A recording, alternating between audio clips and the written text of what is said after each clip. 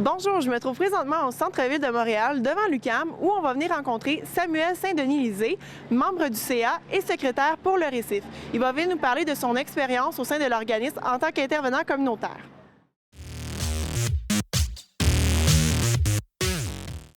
En tant qu'intervenant du communautaire et membre actif du Récif, comment l'organisme peut aider les intervenants du communautaire?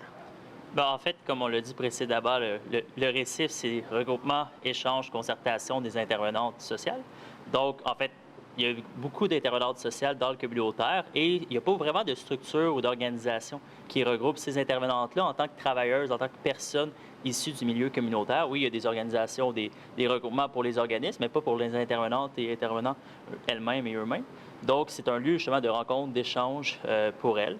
Aussi, c'est un lieu de défense de droits des travailleuses sociales et des intervenantes sociales parce que, veut pas, l'Ordre des travailleurs sociaux ne fait pas nécessairement cette job-là avec les intervenantes sociales, plus particulièrement celles du communautaire parce qu'elles ne font pas partie, en grande partie, de l'Ordre des travailleurs sociaux.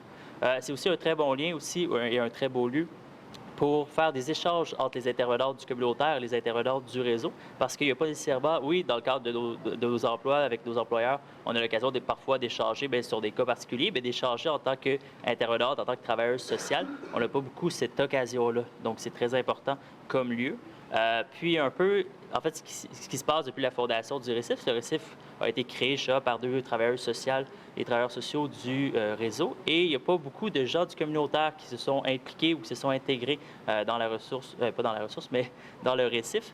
Donc, il y a ce besoin-là, justement, d'avoir davantage de gens qui s'investissent au sein du Récif pour que les enjeux qui, oui, au sein des regroupements et au sein des organismes communautaires, il y a des enjeux communs avec ceux du réseau, dont la nouvelle gestion publique, mais il y a aussi d'autres réalités qui sont vécues. Et pour pouvoir travailler sur ces réalités-là, pour pouvoir se regrouper pour défendre les droits des intervenantes, il faut qu'il y ait des gens et des personnes qui s'impliquent au sein du Récif pour pouvoir justement porter leurs revendications sur la place publique, défendre les travailleurs sociaux et les intervenantes sociales.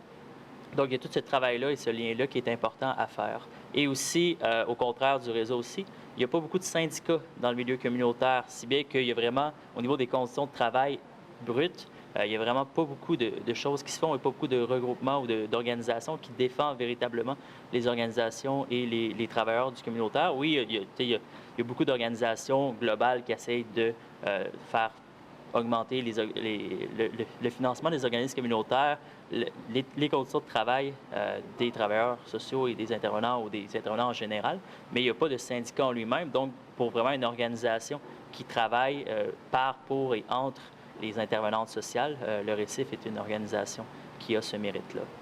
Merci beaucoup. Ça fait plaisir. Pour plus d'informations ou pour devenir membre, inscrivez-vous au www.recif.ca et surveillez la page Facebook pour en connaître davantage.